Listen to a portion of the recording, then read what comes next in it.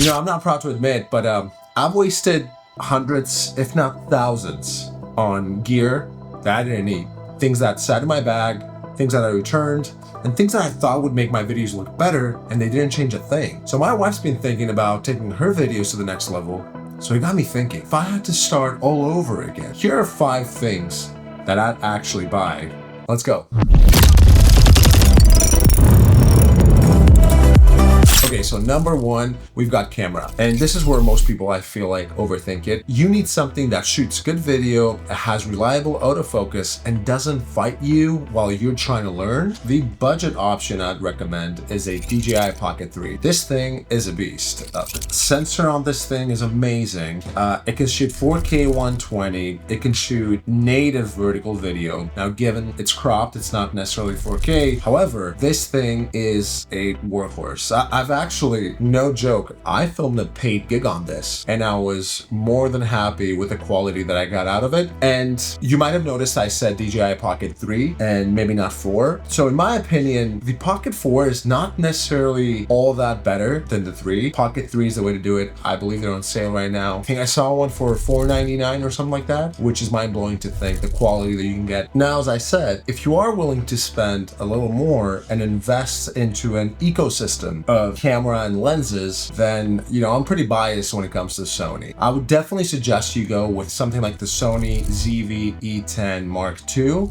It's about $1,000, I believe, right now, just for the body alone. You'd be getting the same sensor as the FX30, which is a cinema camera. You got 10-bit color, you got S-Cinetone in there, some of the best autofocus you can get. And the reason why I even said Sony is because the E-mount system, in my opinion, has some of the most bang for your buck lenses. In fact, speaking of the E-mount system, this would be my second thing that I would recommend if you're starting out, is a decent lens. And in this case, I just have to recommend this Tamron here. The 28-75 2.8. I believe there's a new version of this. I don't think it's the exact same focal length, but I still think that this is well worth its money. The reason why I recommend this, first of all, this is a full frame lens, so obviously will fit the Sony ZV-E10 II, but it will set you up for later on once you inevitably, you are going to want to upgrade to a full frame camera body. So when that does happen, you'll be set up. This lens, I've used it on pretty much every single client gig or even personal project. It's just so versatile. So you got your entire mid-range from 28-75 at a 2.8, which is a very respectable low aperture. So it'll give you good low light performance. It'll give you a good bokeh. It's been, I don't even know, 70 years now that I've had that lens, and I haven't once looked at replacing that specific focal range in my kit. And it's just a really good beginner lens. On number 3, we have something that, you know, when I was first starting out, I didn't necessarily, you know, consider all that sexy. I didn't even think that it would matter as much, but trust me when I say it makes a world of a difference, and that is audio. Good audio is the fastest way to elevate your videos from seeming amateurish to professional. So for this one, my budget pick would actually be the DJI mic. If you did end up choosing the DJI Pocket 3 as your first camera or just one of your cameras, I would highly suggest that you pair this with at least a DJI Mic 2 to connect natively. So long story short, if you have a Pocket 3, this is a necessity. Having a wireless solution is great. I, however, think that it's always nice to have a shotgun mic so that you don't always have to fumble with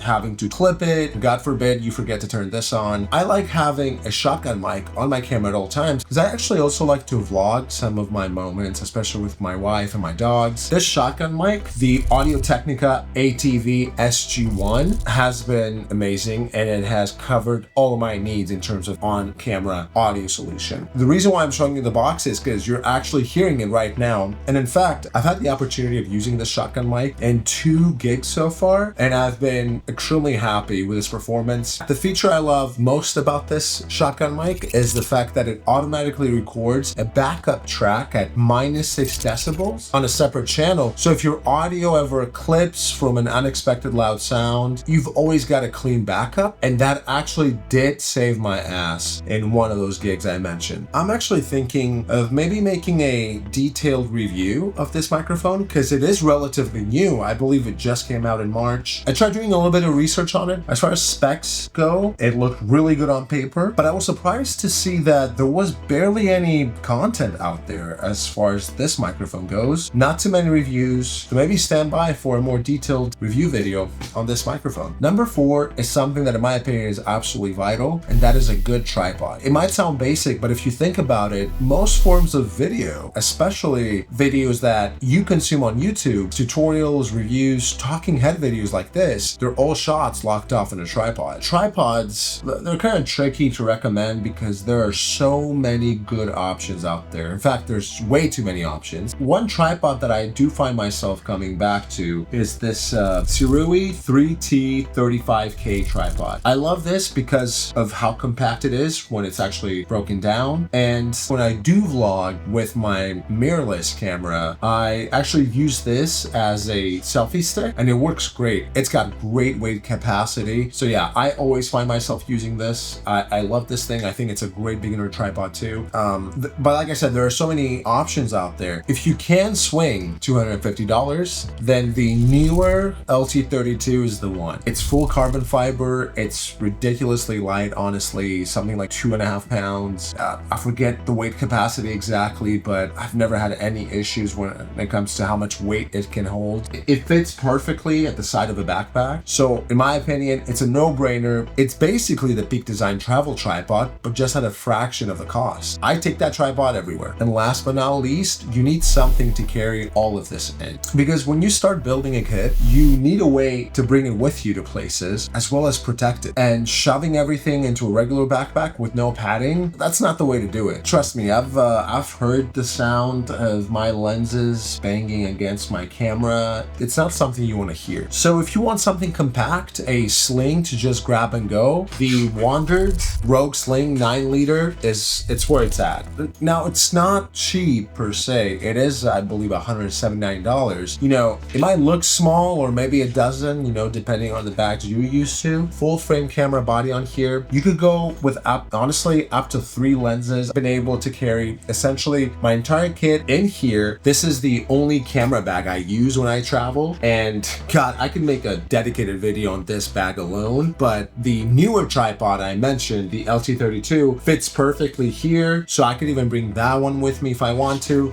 In fact, the Sirui tripod I was showing earlier fits perfectly inside of this bag. Now, if you want something a little bigger and not necessarily a sling, but more of a backpack for longer trips, then the Peak Design everyday backpack will, in my opinion, always be the undisputed king in that category. The 20-liter one, which this one is the sweet spot. This has been with me in Greece, Italy, so many good places, so many good memories with this bag. It's never once let me down. It actually still blows my mind at how well it's held up, even though I've had this for, is it 10 years now? God, I'm showing my age. I love this backpack. I would recommend it to anybody. However, I do have one more recommendation when it comes to a backpack. I recently got the Ulanzi BP10, which is this backpack right here. Now, this is definitely bigger than the Peak Design one. I believe this is actually 27 liters, and it can expand up to 37 liters. Now, the reason why I got this is because, you know, truthfully, even though I don't like traveling with too much gear, I do have a Europe trip, yoga retreat coming up that I will be filming, and I'm gonna have to bring quite a bit of gear for that project. So I thought this would be perfect for that. And another thing that sold me on it, this is perfect for a gimbal. The DJI RS5 fits perfectly in here. I always hated the way that gimbals just stick out on the side of a backpack. It works, but if you're just on the go and if you're traveling a lot, in my opinion, there's only so much you can do to make that side pocket secure. But this is just such a nice solution when it comes to that. So yeah, Ulanzi BP10, 100% recommended. So that's the kit. You got everything. You got camera, lens, audio, tripod, and carry. And if you do go with the Pocket 3 option, then you get to skip the lens, at least starting out, and you're looking at an investment of about $650, maybe $700, which is a considerable amount to invest. However, it will set you apart from anyone who's just using their phones, for example. If this helped you out, please subscribe. I'm going to be making a lot more stuff like this, gear breakdowns, shooting techniques, some behind the scenes stuff, as well as pretty much everything I've learned from all these years of doing this. Drop a comment and let me know which one of those 5 things you're thinking about picking up next. Or if you already have any of these things, let me know, what do you think? Do you like the Pocket 3 or do you recommend maybe something even better? I'd love to have a discussion with you in the comments. I'll see you in the next one.